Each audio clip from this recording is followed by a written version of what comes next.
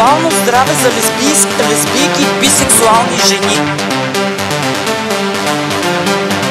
Как се прави секс между лесбийки и бисексуални жени?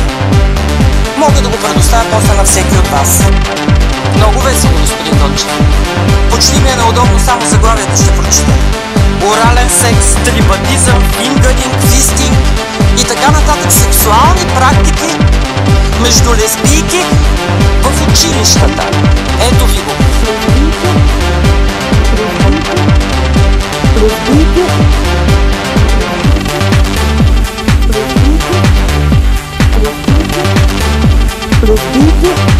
Ето ви го. Ако някой се интересува, после мога да кажа и в кое училище и кой го преподава.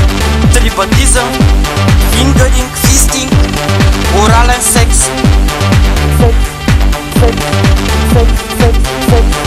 Орален секс. Сексуални практики.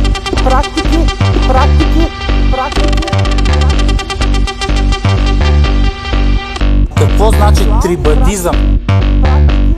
Какво значи фингъринг?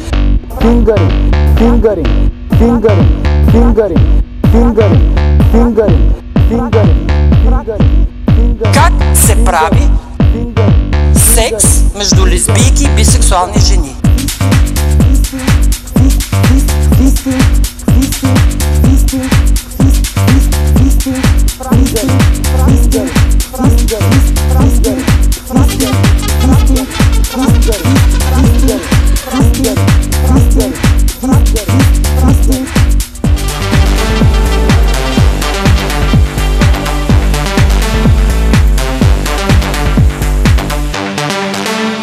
Следващия път, ако трябва, ще направим мултимедия.